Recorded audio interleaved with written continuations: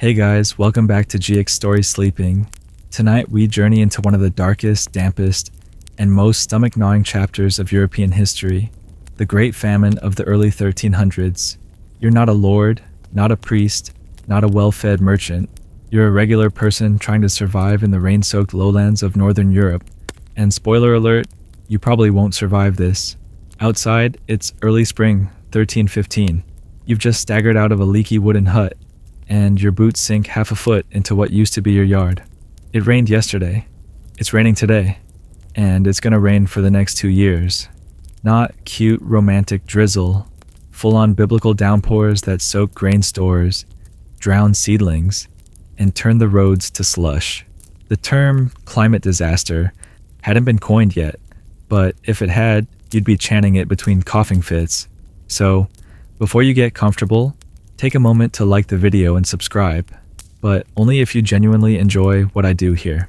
And hey, post your location and what time it is where you are. I love seeing where you're all listening from. Now, dim the lights, maybe turn on a fan for that soft background hum, and let's ease into tonight's journey together. You trudge toward the edge of the village, staring at rows of flooded barley fields. The stalks are limp, stunted, and yellow. Not the hardy green you were hoping for. You plan to harvest this crop come midsummer, mill it into flour, and trade the excess for salt or maybe a rare treat like dried figs. Instead, you'll be lucky to get a soggy bucket's worth of usable grain, and even that's going to sprout mildew before it ever hits your table.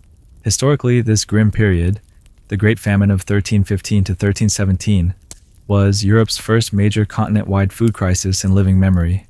Crop yields plunged by up to 75%, and no, that's not a typo.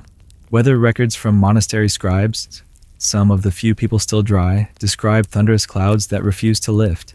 For some scholars, this was the first warning bell of the Little Ice Age, though there's debate on whether that shift really began here or a few decades later. Either way, your stomach doesn't care about climate nomenclature. It just cares that there's no bread in the oven, no grain in the bin, and no chickens left in the yard. You ate the last one 3 weeks ago, feathers and all. Your neighbors, once bustling with gossip and church bell chatter, are growing quiet. Less laughter, fewer footsteps. The blacksmith has stopped coming to the forge, not out of laziness, but because nobody needs nails when they can't afford to fix their roofs. The village priest tries to keep up morale, but even he's looking thinner than usual. You swear his sermons are 30% hungrier now, full of fire and brimstone warnings that suspiciously rhyme with, "Eat your weeds." And still, the rain keeps falling. It patters on the thatch above your head, leaks through gaps, turns your straw mattress into a swamp. You try to dry it by the hearth, if there were anything to burn besides damp moss and the occasional unlucky rat. One fringe theory says volcanic activity might have triggered the atmospheric weirdness that led to these rains, particles in the upper atmosphere reflecting sunlight and disrupting seasonal patterns. Others suggest a solar minimum played a part. But to you, standing barefoot in ankle-deep mud, the sky just seems angry, and the earth too tired to feed you anymore. And this is just the beginning. The lean months haven't even properly begun. You still have a bit of last year's dried peas buried in the pantry floor, but the smell of mold is creeping in. And your neighbor's baby hasn't stopped crying for 2 days. You'd offer help if you had anything left to give. You can't shake the feeling that something larger is breaking, like the soil beneath you is unraveling, thread by thread. And yet, the worst part isn't the hunger. It's that gnawing realization that no one is coming to help. Not the nobility, not the clergy, not even God, if the sermons are to be believed. You wipe the rain from your brow with a sleeve stiff from grime. Somewhere in the distance, a church bell tolls. Not for mass, but for mourning. Another death. Another empty cottage, another reminder that surviving this famine will require more than hope. You wake to the sound of your own stomach growling like a caged beast. It's not the polite sort of hunger you get between meals. It's the hollow, aching kind that feels like your insides are turning to dust. You crawl toward what passes for a pantry, open the lid to your buried grain pot, and immediately recoil. The smell hits first, sour, earthy, a little like wet socks that have been boiled in vinegar. And the sight? A sticky green fuzz clinging to the last handful of barley. Mold. Again. You hold the clump close to the window, as if sunlight could somehow disinfect it. Maybe you can scrape the worst of it off. Maybe a good boil will kill whatever's growing. Or maybe it'll kill you instead. That's the gamble now. Welcome to Food Roulette, 14th century edition. The famine isn't just about scarcity, it's about rot. Even when you do have food, it's often spoiled, sour, or contaminated. Grain that should be golden and dry is now damp and clumped, perfect breeding grounds for ergot, a toxic fungus that's been called St. Anthony's fire for the way it burns nerves and causes hallucinations. You may have read about people in history dancing themselves into exhaustion or claiming visions of saints. Some of that may be due to eating infected rye. So if your next meal makes you feel tingly, maybe pray first.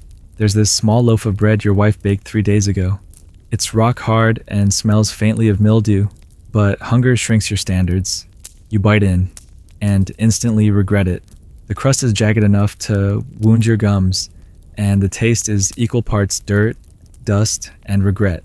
Still, you chew, slowly, carefully, like it might bite you back.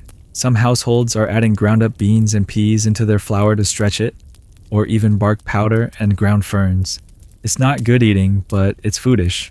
You hear that people in larger towns are soaking flaxseed, grinding acorns, even making loaves from mashed rushes. One particularly unappetizing innovation involves clay bread. Yes, actual dirt mixed with rye, and baked into something vaguely chewable. Quirky, yes. Digestible? That's more of a scholarly debate. The church says not to eat unclean things, but no one has defined exactly where on the sin scale tree-based carbs land. You pass the moldy bread to your child. They take it without question, chewing silently, eyes a little too serious for their age. The conversation around food has stopped being about flavor or fullness. It's become transactional, a tally of bites and meals, a quiet calculation. How long can this person last on that? And still, every mouthful is a gamble. Lately, you've been noticing a strange tingling in your fingers. Could be frostbite, could be malnutrition, could be your body just giving up in slow motion. A local herbalist once told you about bread sickness, where bad grain poisons the blood. You laughed at the time. Now, not so much. In the next village over, you hear someone collapsed after eating wild mushrooms, which, funnily enough, aren't even in season. But desperation doesn't check the calendar. The monks say fasting purifies the soul, but they still have access to salted cod and cellar wine. You try to fast and just end up dizzy, snapping at your spouse for breathing too loudly. There's an unspoken rule now. Don't ask what's in the stew. Just eat it, or try to. Every meal is a compromise between hunger and fear, and still, no one's come with help. The royal granaries? Empty. The nobles? Too busy reinforcing their own walls. The local reeve once promised a grain shipment from the abbey, but that was months ago, and no one believes him anymore. You wonder if he ate it all himself. Honestly, you'd do the same. You try to pray, but the words stick in your throat. Hunger makes everything harder. Thinking, walking, speaking, believing. The body shrinks, the world blurs, and yet you must get through the day. The bread's gone now. Crumbs cling to your child's shirt. You stare at the crumbs as if they might grow back. And all the while, that rot in your gut, that ache in your bones, it whispers, tomorrow will be harder. You wake up to silence. That's never a good sign. The rooster hasn't crowed. No hooves on the path. No bleating. No clucking. Just the wind nudging through the broken slats in the barn wall. You pull on your ragged boots and step outside into ankle-deep mud, the chill slithering through your layers. Something's wrong. You can feel it. Your cow is down. Not sleeping. Down. Her breath is slow, labored, and each rib shows through her sodden hide. You press a hand against her flank, still warm, but she won't be for long. You toss a few limp handfuls of hay in front of her, but she doesn't even sniff it. You knew this was coming. She's been weakening for weeks. You just hoped she'd hold on a bit longer. Maybe give one last calf, one last pail of milk, something. In the medieval world, livestock are more than just animals. They're your livelihood, your savings, your insurance policy. When crops fail, you rely on your animals for milk, meat, and manure. But guess what? Animals need to eat too. And when your grain runs out, so does theirs. So they wither, one by one. The pig? Gone. Starved or stolen? Hard to say.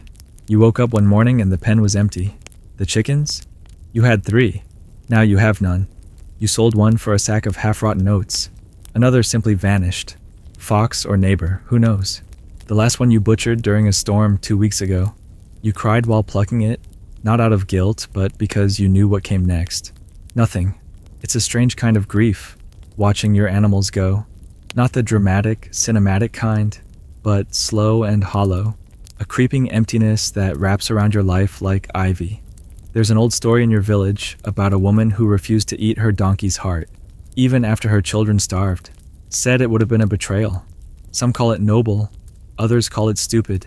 You're undecided. Historically, across northern Europe during the Great Famine, livestock populations plummeted, by some estimates, as much as 30% in certain regions. Disease, hunger, neglect, and theft all played their part. And as the animals vanished, so too did meat, milk, and traction power. You can't plow a field without an ox, and your back definitely isn't up to the job. A few villagers have turned desperate. You've heard of folks boiling horse bones or trying to extract nutrition from raw hides. One even made a kind of stew out of ground-up horn and hoof shavings. It didn't go well. Let's just say he wasn't in church the following week. You consider whether to slaughter the cow now, to save what little meat she still carries. But there's a problem: the weather. In this damp, you can't preserve meat without salt, and you don't have enough of it. So any cow you kill today will be half rotten tomorrow. You could smoke the meat if you had enough firewood. But firewood is another luxury. You're already burning broken tools, old stools, even half the thatch off your own roof. Some scholars argue that the famine's impact on livestock wasn't just due to food scarcity, but also an early outbreak of bovine disease, a precursor to later plagues. Others say no such thing existed, just a domino collapse of an ecosystem stretched too thin. Either way, you're not feeding theories. You're burying cows. You kneel beside the animal. Her eye meets yours, dull and tired. You whisper something, an apology, a goodbye. You're not sure. Then slowly you walk back to the cottage, stomach heavy and heart heavier. Inside, your child is asking about eggs. You shake your head. The hens are gone, you say, voice tight. But they'll come back? They ask. You don't answer. You sit down, rest your head in your hands, and try not to imagine breakfast.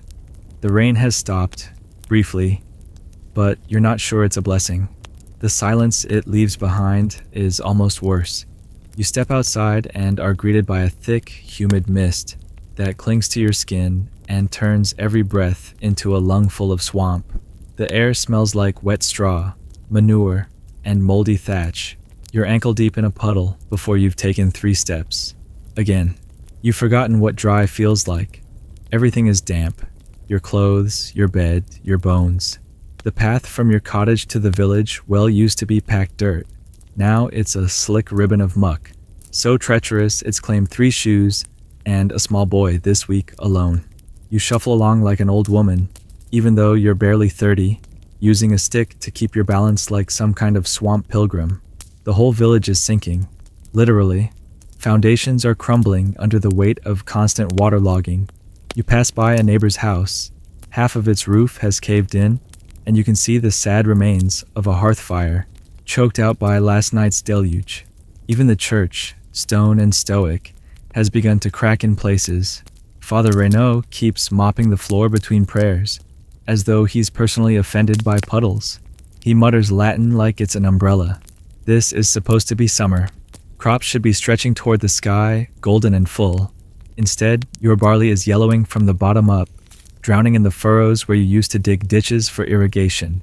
Now, you're digging to drain. Every time you empty a trench, it refills, like the land itself is weeping. In historical terms, these years, 1315 through 1317, were marked by what chroniclers called the Great Unseason. Temperatures dropped and rainfall doubled. Scholars still argue whether it was the onset of the Little Ice Age or just a string of freak weather patterns. But either way, it broke the calendar. Everything was out of rhythm. Spring was cold, Summer was sodden, and well, winter would make you miss the mud. You crouch to pick up a stick that might still be dry enough to burn. As you do, a slug crawls across your foot. You don't even flinch anymore. The bugs are just part of the scenery now. Earthworms, frogs, mushrooms. Your garden has transformed into a damp terrarium, and you're just the confused mammal inside. Mud is inescapable. It's on your hands, in your hair, under your fingernails. You've started to dream about it, slowly swallowing you like quicksand, sucking you down until all that's left is a muddy hand sticking out, clutching a turnip. What little you had stored for winter, grains, beans, dried fruit, it's all been spoiled by damp or eaten by rats who are now plump, shiny, and definitely thriving. It's like some cruel joke of nature. The creatures you wouldn't eat if you were starving are doing just fine. And, let's be honest, you're almost ready to reconsider that rule. You slip on the path and land hard on your side. Mud floods into your sleeve. You lie there for a moment, eyes closed, cheek pressed to the cold earth. No one helps. No one can. Everyone's got their own puddle to crawl through. A nearby dog eyes you warily. You used to know its name. It used to bark when you walked by. Now it just watches in silence, ribs showing, tail still. If it dies, someone will probably eat it. That's just where things are now. As you stagger back up, clutching your stick and dignity, you catch a glimpse of the river. It's brown and swollen, lapping at the road like it's trying to make a point. Ferrymen have stopped running. Traders aren't coming. Roads are vanishing. The world is shrinking into this flooded circle of sod and grief. And still, the clouds gather again. You don't bother running inside. What's the point? There's a wagon rolling down the mud track this morning. A rare sight. You step out, heart stuttering with something dangerously close to hope. Maybe it's a grain delivery. Maybe the monastery remembered you exist. Maybe, for once, the world will surprise you in a good way. But as the cart lurches closer, the reality curdles in your stomach. It's not full of food, it's full of barrels, and not the salted kind. These barrels hold ledgers, wine, and, most notably, a rather plump nobleman under an oilcloth canopy, frowning at the sky like he invented the weather. And it's not meeting expectations. You recognize the livery. That's Lord Berard's crest, the one with the stag and the sword and the generosity to the people motto that's aged about as well as your remaining teeth. His steward hops off the cart with a list in hand and a pouch hanging heavy with silver scales. A crowd gathers, not with joy, but the quiet dread of people who know they're about to be told bad news in a very polite voice. The steward begins to speak. Taxes, of course. Rents are due, and so are grain tithes. You can't help the small, ragged laugh that escapes you. Grain? What grain? This is where the anger sets in. Because here's the thing. The nobility isn't starving. They might be inconvenienced. Maybe their cheese has gone soft or the wine cellar is slightly understocked. But they're not boiling bootlaces. They're not feeding children dock leaves and praying it won't kill them. Historical records tell us that while mortality soared among peasants during the Great Famine, many nobles and wealthy merchants weathered it with relative ease. Some even profited, buying up land from desperate villagers or hoarding grain to sell at inflated prices. It was a feast for some, famine for most situation. One chronicler in Bruges noted that the rich ate fresh bread and drank fine ale, while the poor died in fields with grass in their mouths. You're not sure whether that line makes you cry or laugh again. Probably both. You try to explain your situation to the steward. The fields are flooded, you say. The granary's empty. The cow's dead. But he just clicks his tongue and reads off the amount owed. If you can't pay in grain, you'll have to pay in coin. And if not coin, then, well, land or labor. You can guess which one they'll go for. There's a brief debate about your firewood stack, whether it counts as taxable property. You don't have the energy to argue. You want to scream, but your voice is too hoarse from days of silence and nights of whispered worry. In the end, you surrender a few tools and a sack of rotten beans, and the steward scribbles something on his list with exaggerated courtesy. He even wishes you a fruitful season, which would be funnier if your stomach weren't currently digesting nettles and regret. Back inside, your child asks what happened. You mutter something about generosity. They look confused, but nod anyway. What no one talks about is the mental weight of the poverty during famine. Not just the hunger, but the humiliation, the feeling of being squeezed by invisible fingers that never loosen, the knowledge that people could help, but won't. Some fringe historical accounts suggest that a few lords did try to alleviate the suffering, opening their granaries, forgiving tithes, but scholars debate whether those were acts of true charity or strategic gestures to maintain order. After all, dead peasants don't plow fields, and rebellion tends to rise on empty stomachs. You spend the afternoon salvaging the last dry kindling from behind the shed. You'll need it tonight. The storm clouds are back, rolling in like bruises across the sky, and in the nobleman's cart the barrels clink merrily as he rolls off to the next village, probably to collect another pound of flesh. You wonder if he sleeps well. You hope he dreams of mud. It starts with tree bark. You find yourself eyeing the rough, flaky surface of the old willow behind your cottage, wondering how many layers you'd have to scrape off to get to the part that doesn't taste like shoe leather. Spoiler, all of them taste like shoe leather, but you're out of options. There's no more grain, not even the moldy stuff. No beans, no roots. The last edible weed was pulled 2 weeks ago, and you've already boiled your belt once. You're not even sure why you thought that would help. It didn't. And so you gather bark, slowly, awkwardly, like a criminal trying to steal from nature. You scrape it into a wooden bowl and bring it inside like it's a basket of wild berries. Your family stares. You don't explain. You just start boiling water. You're not alone in this culinary descent. Across medieval Europe during the Great Famine, people started turning to desperate substitutes. Tree bark, moss, dandelion roots, even hay mash. One German chronicle from the period mentions a stew of boiled grass and vine, which sounds poetic until you remember how many animals relieved themselves on vines. Some even made bread from ground-up ferns or powdered straw. Technically, food. Emotionally scarring. Your bark soup tastes exactly as bad as you'd expect. Grainy, bitter, and vaguely medicinal. Like licking a poorly cleaned apothecary shelf. You swallow it anyway. You chew the fibrous slivers between your molars like a person pretending to enjoy artisanal wood chips. Your child gags, and you pretend not to notice. A neighbor comes by with something special. It's a meat pie. That's what he calls it anyway. You don't ask what kind of meat. He doesn't offer. The crust is soggy and the filling is gray. You take a bite and immediately decide you don't want to know. There are whispers in the village now. Whispers that some people are digging up fresh graves. Not to mourn, but to, well, not to mourn. It sounds like a ghost story, something whispered to scare children. But it's not. One night, you pass a cottage with smoke curling from the chimney, and you smell something unfamiliar. Something rich, meaty. You don't ask. It's easy to judge from the safety of a full stomach. But when you're here, in it, and your ribs feel like they're poking holes through your skin, morality becomes a little flexible, and hunger makes philosophers of us all. What is food, really? Some French historians suggest that bark eating and other famine foods were exaggerated in monastic records to heighten the drama. Morality plays in parchment form. Others argue the opposite, that the reality was even worse than what was written down. After all, who wants to admit they chewed on boiled thistle roots for 3 days and liked it?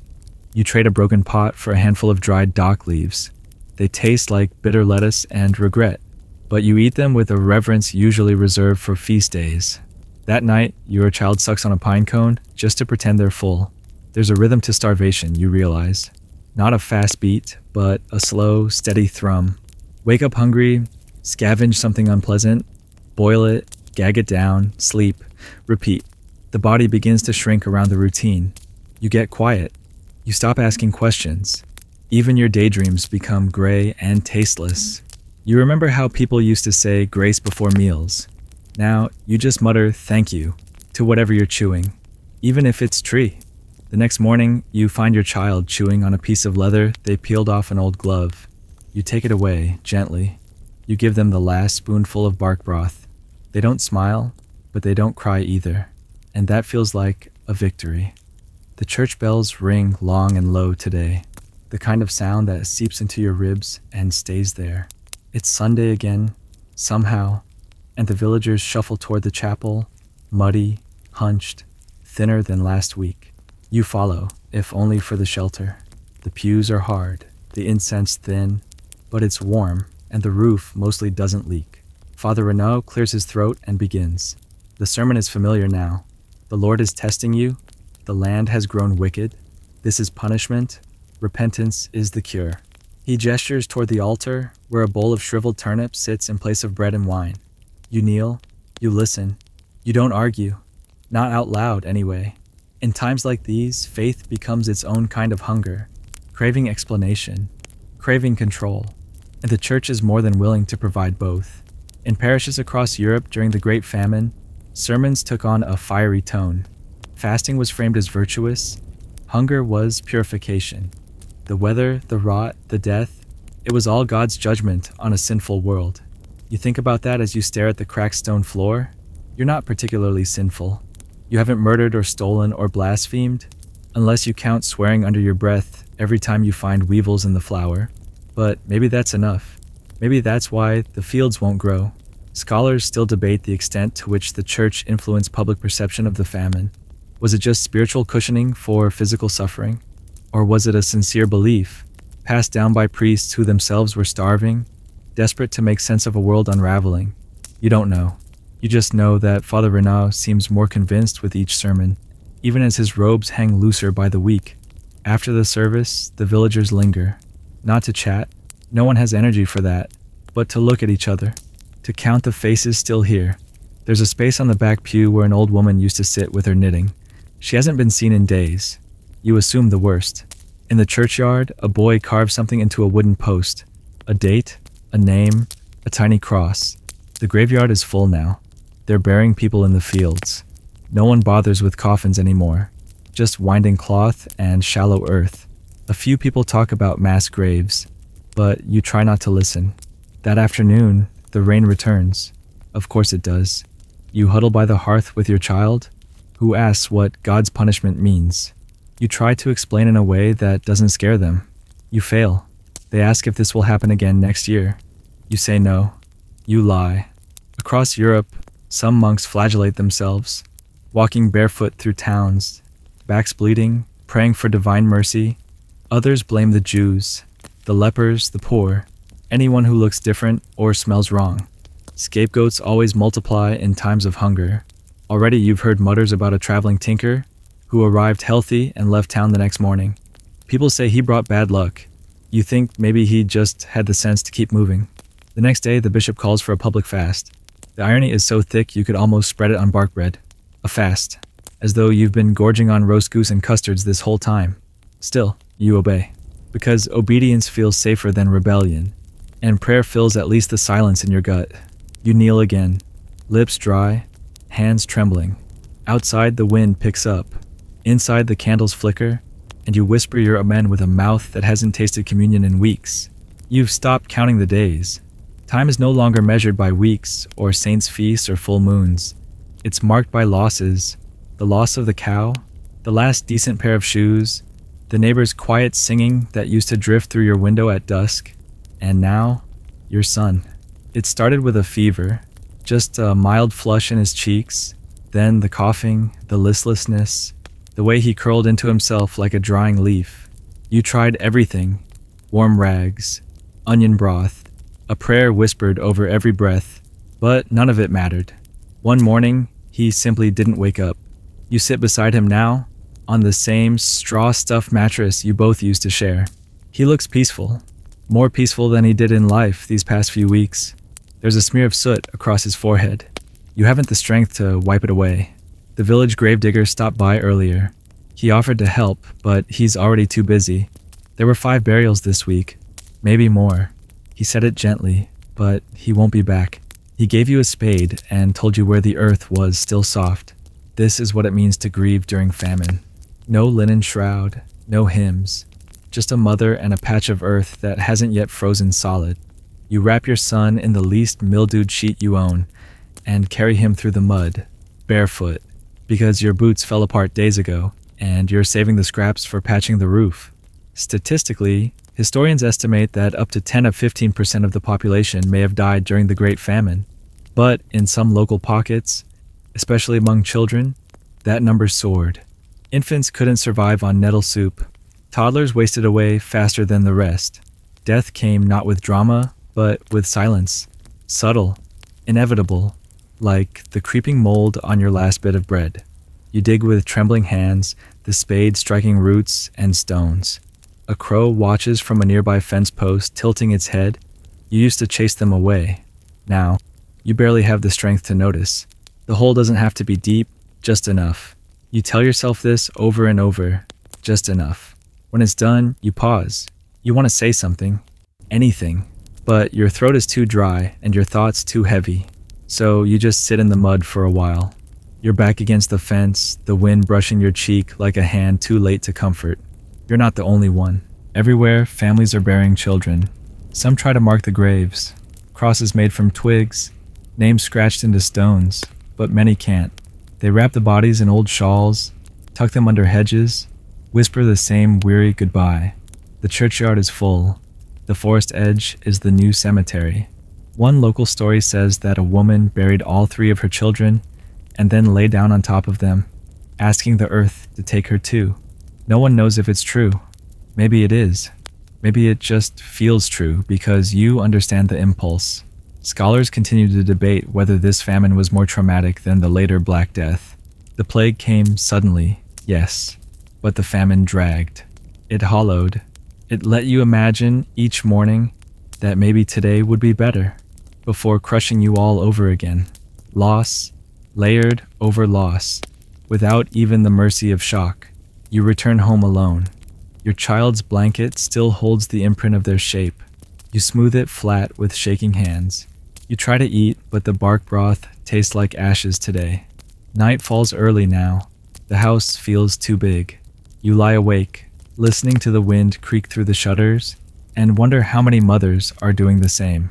It's the smell that reaches you first. Not the sour rot of mildew, not the acrid funk of unwashed bodies, not even the usual waft of manure stew drifting from the communal pot. This is different. Thicker, metallic, like something meaty, but wrong. You pause, listen, and then you see them. 2 villagers crouched near a ditch, hunched over something in the reeds. They don't look up. You walk past slowly, not staring, but not staring either. Your brain refuses to piece it together until later, and then it does.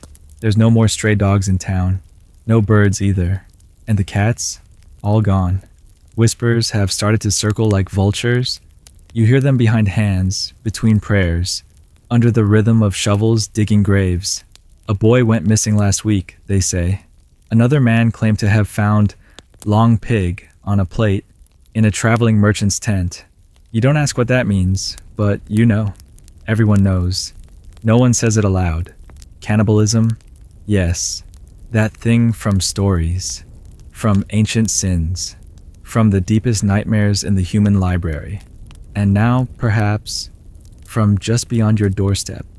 One chronicler from the time wrote of mothers who devoured their own, a line so stark it seems invented, but as scholars have noted, exaggeration and truth often mingle in famine records like rot in a grain sack.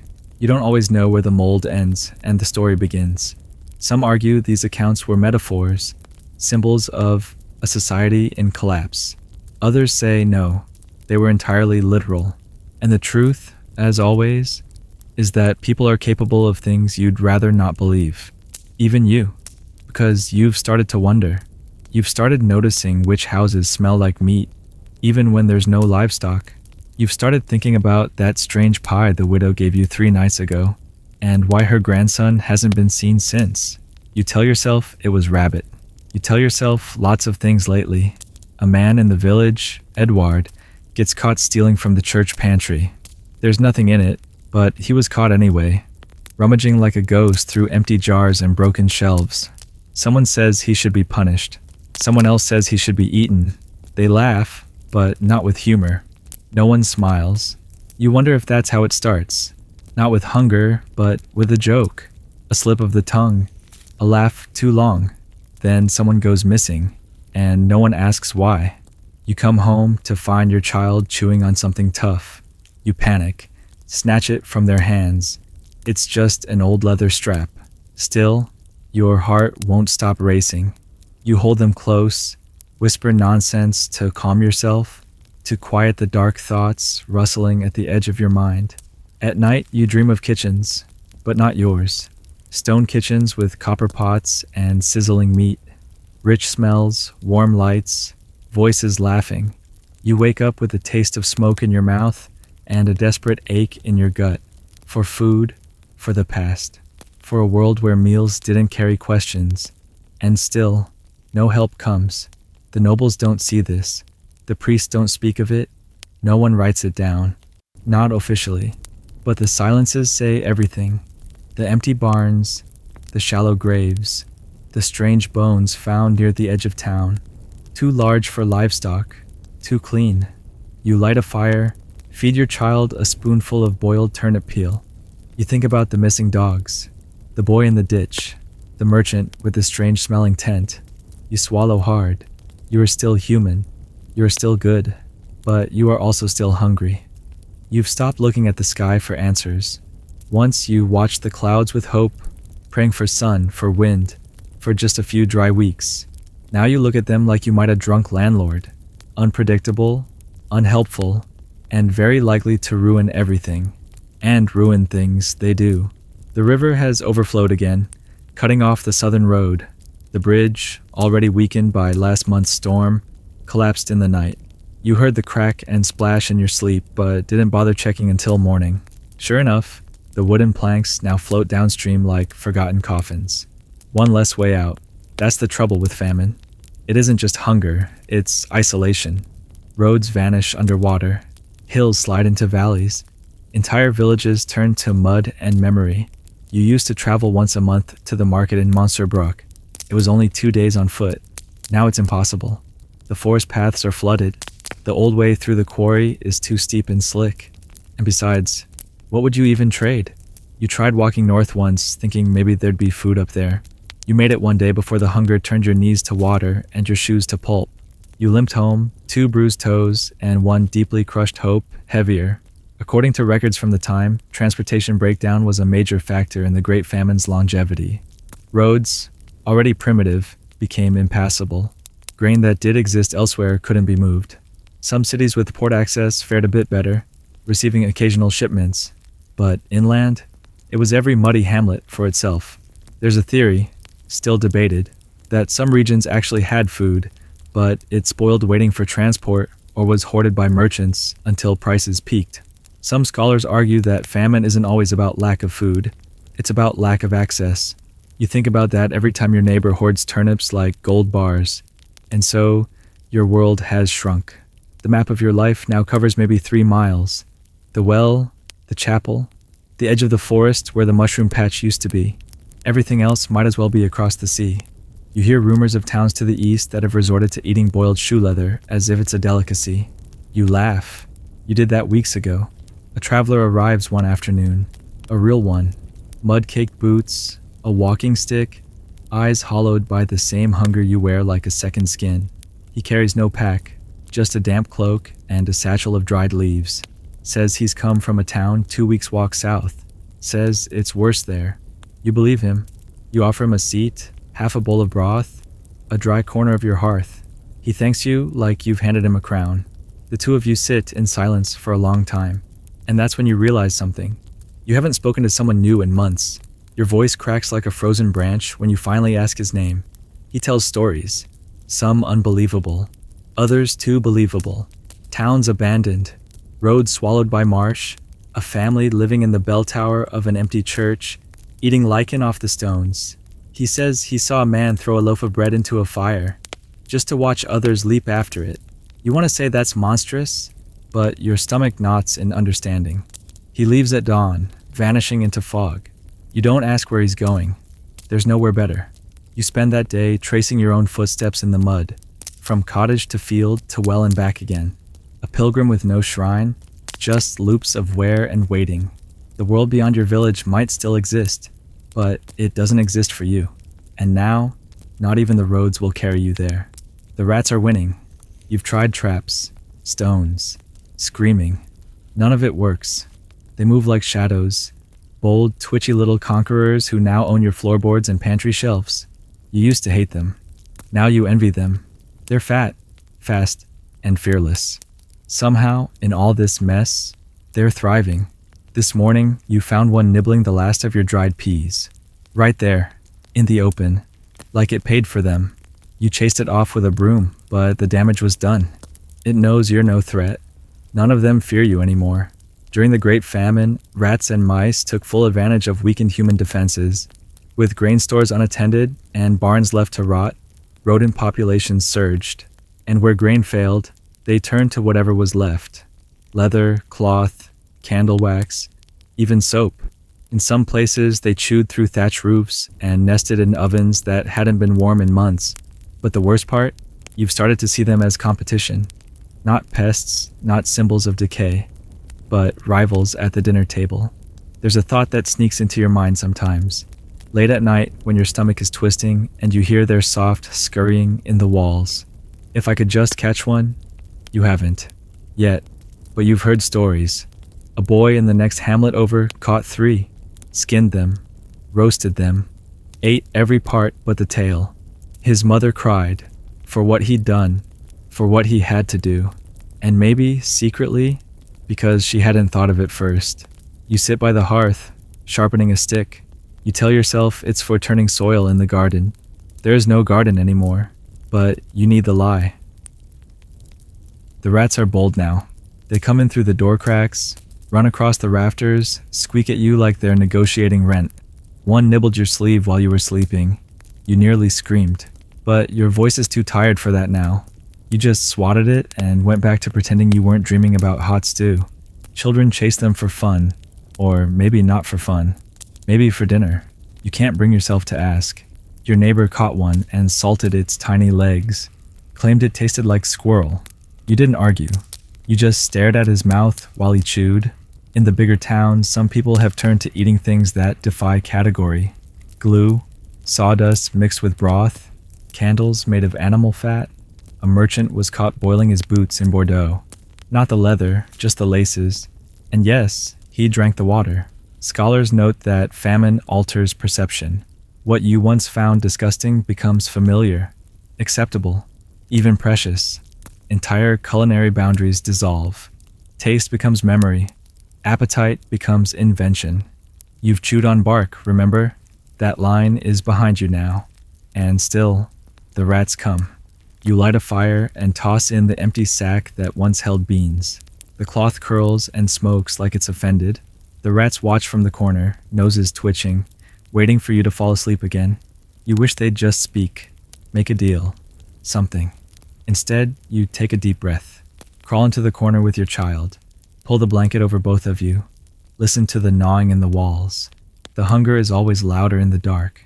You dream of roasted meat again, juicy, crispy, satisfying. But when you wake, it's gone, and the rats are still here. You find yourself at the edge of the forest, again. Not for wood this time, not even for mushrooms. You know better now. That patch that looked like chanterelles last month, it wasn't.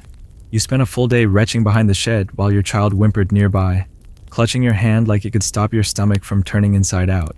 No, today, you're here for something else. Something more abstract. You don't quite know what it is until you hear it. Birdsong. Just one note. One thin, tentative trill. Like a question sent into the world. You freeze. You haven't heard a bird in weeks. Most of them fled. Some got eaten. But this one, this tiny survivor, sings. It makes you cry, a little. Not the kind of crying you did when your son died. Not the hollow sobbing that feels like your soul trying to leave your body. This is quieter, softer. It leaks out of you like sap from a wounded tree. You sit on a damp log, listening. The forest is eerily green, thick with moss and the scent of wet earth. It should feel comforting, but it doesn't. It feels like a trap, like the forest is waiting for you to give up and disappear into it, one quiet step at a time. In famine years, many people fled to the woods, not just to hide, but to live, or try. They became root diggers, bark eaters, firefly followers. outcasts. Some formed bands. Others wandered alone until someone found their bones curled beneath a tree. In later tales, they became bog spirits and forest witches. Maybe those stories were born of guilt, imagining the lost ones as something more than just hungry ghosts. You find a patch of nettles and gather a few leaves, careful not to sting yourself. You've done it so often, your fingers know the trick. Boiled, they'll taste like warm bitterness, but they'll be something. And in a world where something is the new luxury, you take it. There's talk of families leaving the village for good, heading south, east, anywhere. You don't know how they'll make it. The roads are mud pits, the rivers bloated, the forests unforgiving. But maybe they're right. Maybe sitting still is just a slower way to vanish. One man left last week with a sack of barley husks, and his daughter tied to his back.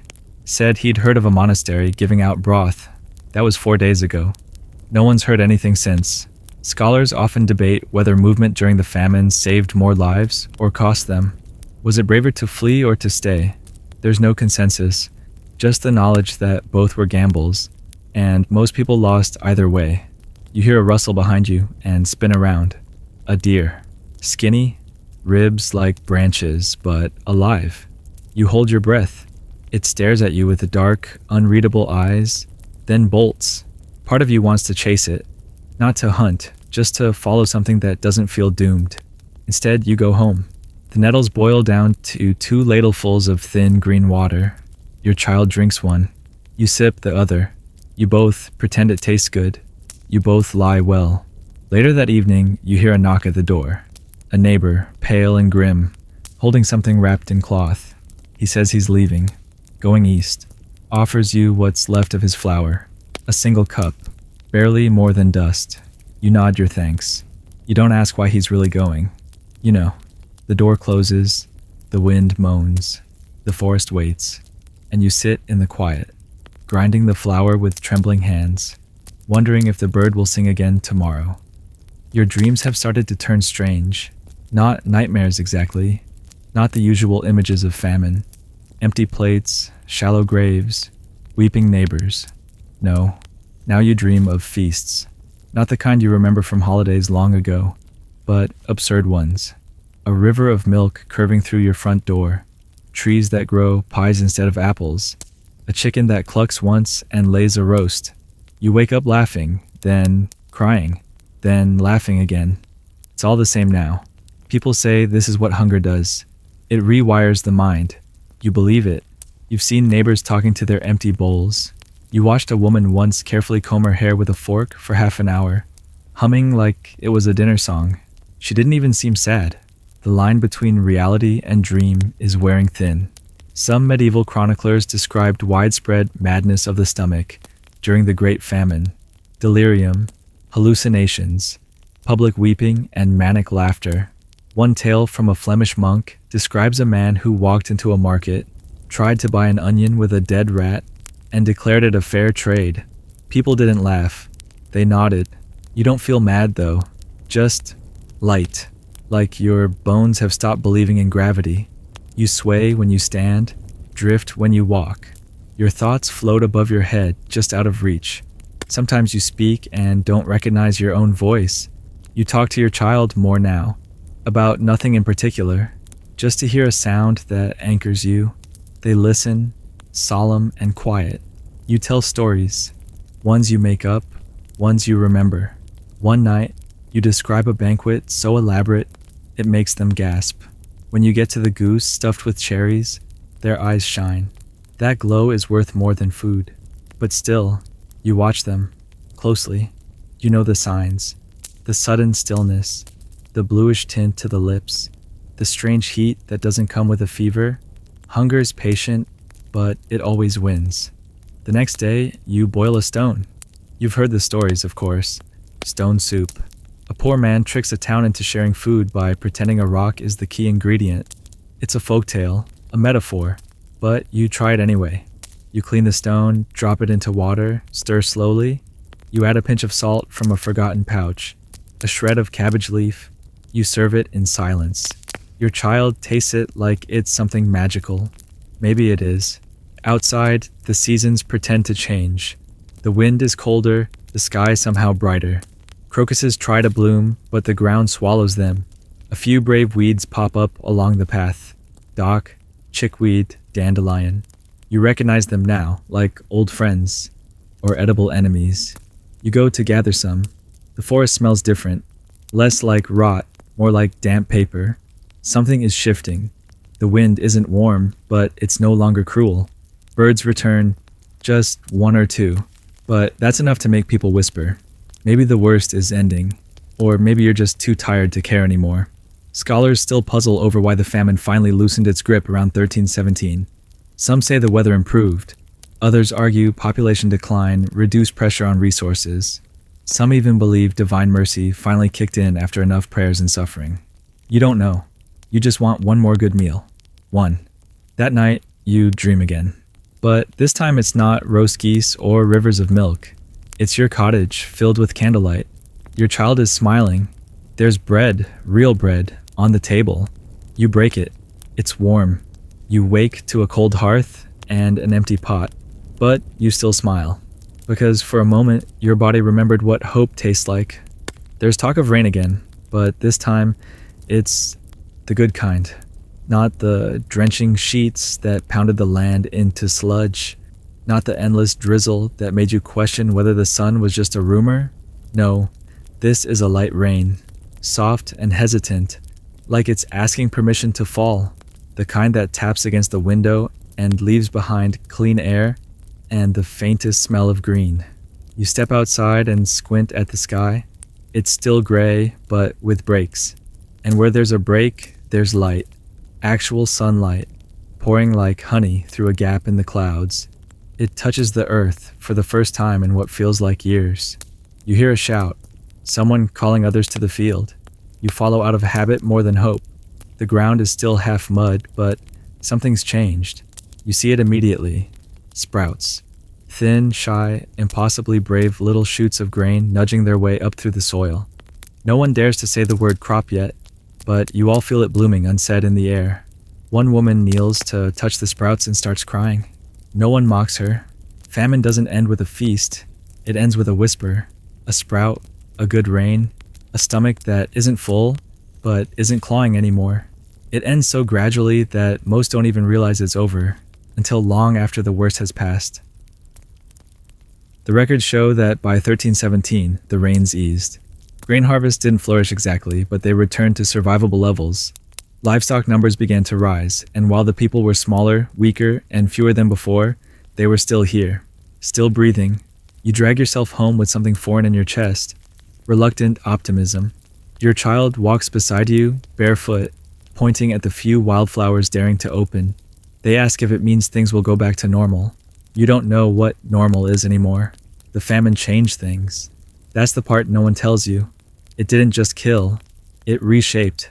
People who once lived for market days now barter with weeds. Priests who thundered about punishment now preach mercy. Families that survived learned to save, hoard, mend. Trust is thinner. Bread is smaller. But every bite is sacred. Some nobles loosen their grip. Others don't.